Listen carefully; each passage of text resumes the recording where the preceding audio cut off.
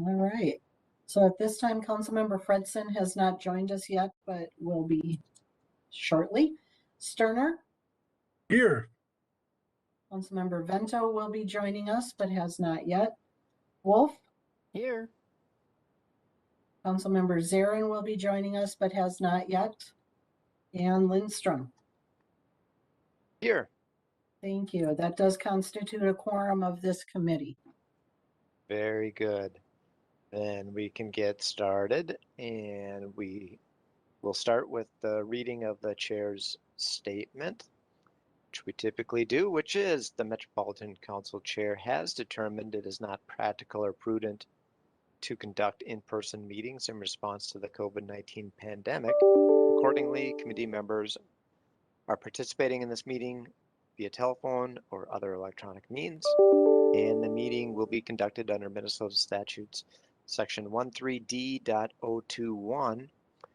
We encourage anybody out there to keep monitoring us remotely and submit any comments you may have to public.info@met.state.mn.us. That's public.info@met.state.mn.us. And with that, if there's no objection, we can approve the agenda for today, where we have a few exciting items. But before we do that, we have the minutes from September 28th, 2021. Wolf moves approval. Thank you. Is there a second? Seconds. Motion has been made and seconded. Roll call, please. Thank you. I wanted to acknowledge Councilmember Zarin has joined us for the record. Fredson and Vento have not joined as of yet, but I will acknowledge that when they do. Sterner? Here.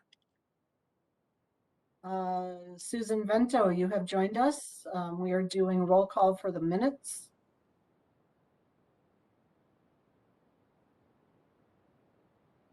And do you approve the minutes? And Councilmember Fredson's here too now. Okay, Susan. I'll go back to the top. Councilmember Fredson, we are voting on them. We're approving minutes, so aye. Sterner was an aye. Vento? Aye. Thank you. Wolf? Aye. Zarin? Aye. And Lindstrom? Aye. Thank you. Thank you. On to the consent agenda, which is the City of Anoka's 2040 comp plan and comprehensive sewer plan. Is there a motion to approve the consent agenda?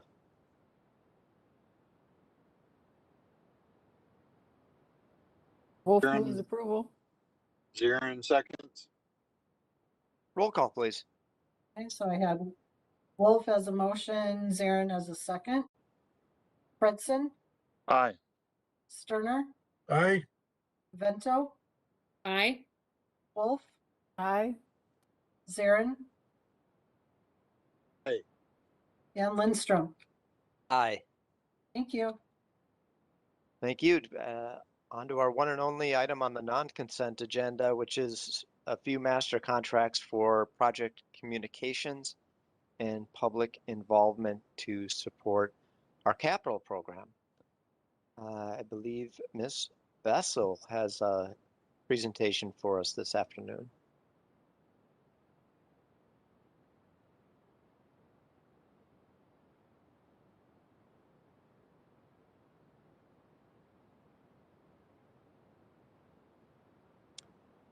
Anna, if you're out there, you may be on mute. Thank you. Can everybody hear me?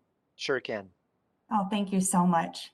Mr. Chair and committee members, thank you for having me here today.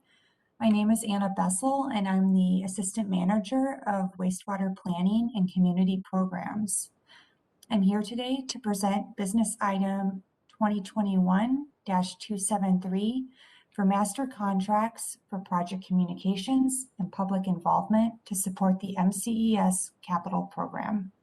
Next slide, please. First, I'd like to provide some background. MCES needs communication services to implement the authorized multi-year capital program for the MCES interceptor system and treatment plants. The total contract amount that we are seeking was based on a level of estimate by MCES wastewater planning and capital project delivery staff. Next slide, please. One of the main drivers behind the need for strong communications for the MCES capital program is our customer level of service. MCES provides wastewater services to 111 customer communities. Each community has its own viewpoint and preferences on how we provide service and also how we communicate with its residents. This is reflected in our customer level of service and in our capital program, where we practice the following principles. First, to treat our customers and our stakeholders respectfully. Second, to leave the community with something better than they had prior to our project. Third, to plan and coordinate our project with other public infrastructure work. Fourth, to keep every promise made during planning, design, and construction. And finally, to communicate in a manner as consistent as possible with each community's protocol. Overall, MCES desires to offer a high level of transparency in our projects without placing a burden on the community while we're completing our work. Next slide, please. So you may recognize this as the Council's proposed 2022 unified budget that is planned for public comment this fall and for adoption by the Council in December. The proposed 2022 capital program reflects an increase in spending due to several important projects that we have planned, including 2 new wastewater treatment plants, one in Hastings and one in Rogers for our future Crow River plant. We also have the 4th incinerator at the Metro plant. We have lift station L32A in the city of Fridley. And finally, we have a variety of interceptor improvement projects to rehabilitate existing sewer lines and increase our capacity to serve growth. Because we have so many high-profile projects, it is extremely important that we communicate and collaborate with the communities where our projects are located. Next slide, please. So here I have a few examples of recent project communications that have been produced by consultants under our current communications master contracts. On the left, you can see we produce handouts that can be mailed or posted online. The handouts will typically have a project map, a description of the project, and provide other useful information regarding schedule and potential impacts to the area during construction. We also have project websites that interested residents can subscribe to receive updates as the project progresses. Many of our project sites have large signage that describes the project, but we also often use smaller signage to provide notice of potential impacts that residents may experience, such as reduced access. We've also created a variety of educational videos that are posted to our project web pages. These videos are used to explain the technology we are using to complete our construction work, and I've also included topics such as odor mitigation and what to expect during project restoration. Finally, we've stepped up our social media postings using Facebook, Twitter, Instagram to reach more residents during our projects. Next slide, please. During the pandemic, we really needed to switch gears in terms of how we engaged our stakeholders. Pre-pandemic, we often would hold in-person open houses for residents and stakeholders. We began offering outdoor neighborhood meetings where we could still answer questions about our projects or engage in conversations with stakeholders while still maintaining proper social distancing. We have also expanded our reach to a variety of audiences by offering translation information for our materials. We have also developed a system for holding thoughtful and visually appealing virtual information sessions, which are also recorded and posted to our project web pages after the event. Next slide, please. And now that I've given you a little view of what our communications look like, I'd like to get back to the master contracts. In June 2021, we went out for a formal solicitation and we received seven proposals on July 14th, 2021. Next slide, please. The proposals were evaluated by 3 MCES staff and 1 council communication staff. It was important to have a council communication staff participate on our panel because the work completed through these master contracts is done in collaboration with council communication staff to ensure we are consistent with council branding and standards and also in our messaging.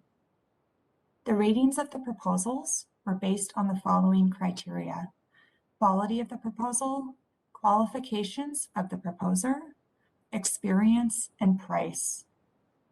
Based on strengths and ability to provide communication needs to the MCES capital program, 5 master contracts are recommended in the following amounts: $500,000 to HDR, $500 to $500,000 to Zan Associates, $400,000 to Goff Public, $300,000 to WSB and Associates, and $300,000 to Bolton and Mank.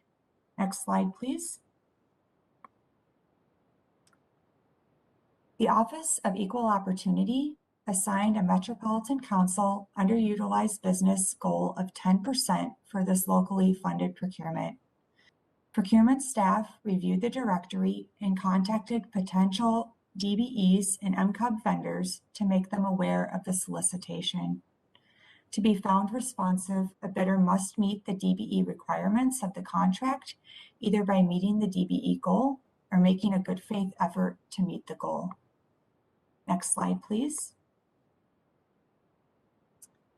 Our proposed action is that the Metropolitan Council authorizes its regional administrator to award and execute Master Contracts 21P109 for communications and engagement related to MCES capital projects to HDR Inc., Zan Associates, Goff Public, WSB and Associates, and Bolton and Mank, totaling $2 million.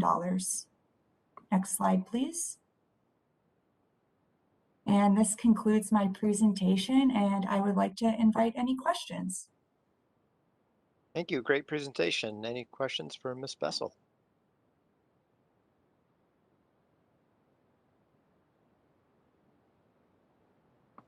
I know I have come to appreciate the work of the communications in the various forums that I've been a part of when we do these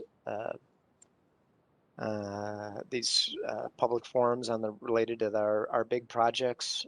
Oftentimes there's well, first, I mean, just organizing the public forum is part of the role of these communications agencies. But I appreciate the ability to translate what can sometimes be complex scientific things, engineering things, or chemicals, what have you, into something that the general public can understand. And I appreciate that they do technical things like create videos with graphics that show how everything's flowing and how all the machinery is going to work and all that sort of thing too, which makes it easier to understand for people that learn by those means, like I do. So with those comments, if there's no other questions or comments, Councilmember Sterner. Thank you, Chair. I just was going to ask, it kind of went through like 2022 was what we're looking at, and then it showed the years after that. So is this contract for all those years, or is it strictly for next year? I didn't quite, get that if it was a 2022 contract or for that full period of time. No, Mr. Chair and members of the committee, yes, actually this contract will extend beyond 2022. I can tell you that we have had a few rounds of master contracts for communications, and what we've found is that it makes sense to structure them over a number of years because of the nature of our work. We do engage our consultants during the planning process, but as you can imagine, it takes some time to get us from planning to design through construction. And we typically like to stick with the same consultant throughout the project. So yes, it will extend beyond 2022. And just a follow-up question, if I could too, please. Please. Are we looking at Metropolitan Council maybe trying to get the expertise with some communication and maybe retain some of that in-house a little bit? Like, so environmental service will have their technical communicator built into it. Is that ever in the works right now, or we're just kind of keeping it as outside vendors the way it is set up now? Mr. Chair and members of the committee, yes, we do have a couple staff within MCES that are focused on communications and engagement. However, we do rely heavily on these consultants to help us out, simply due to the fact that they have a breadth of expertise. They really know how to communicate the technical information to a variety of audiences, and they also really understand the public administration side of things. However, I will say we are always trying to help our staff become more comfortable with communications and how to formulate key messaging, how to identify stakeholders, and different ways of engaging those stakeholders. So, we do have a little bit of help in-house, and especially our RA communications team is there to support us as well. Like I said, not just with the branding and making sure we're consistent with our messaging, but we do rely on them as well for some of our communication needs. Okay, thank you very much. Other questions, or is there a motion? Zirin moves approval. Bento seconds. Roll call, please. Fredson, Aye. Sterner, Aye. Bento, Aye. Wolf, Aye. Zarin, Aye. and Lindstrom. Aye. Thank you. Thank you. Moving right along. Lisa, good afternoon. Short meeting today, even shorter than our previous short meetings. Indeed. So the year's winding down. November and December go really fast because sometimes we don't have 2 meetings in the month. But one of the things that comes to mind is how are we doing on our compliance for the year? Because it goes on a rolling 12-month calendar that the awards that we get and the PCA goes on a calendar year. So we're, as of today, October 12th, we have 100% compliance at every single facility. So we are approaching the possibility that we might have perfect compliance for all facilities in 2021. And I think I said it last year, but I think it's true this year too, that amidst all the upsets and differences that we face with a pandemic situation, it's really outstanding that staff are doing so well, maintaining high performance through the thick and thin of things. So I'm grateful to staff as always, and especially appreciative that they're able to endure through these times that we're living through. And there's a staff appreciation event coming up in a few weeks, if I recall correctly, that hopefully everybody gets that message loud and clear that they are very much appreciated. That concludes my report for tonight. All right, very good. Keeping it short and sweet. And that means we are adjourned. Have a great afternoon, everybody. Thank you. Thank Aye. you. Good Bye-bye. meeting.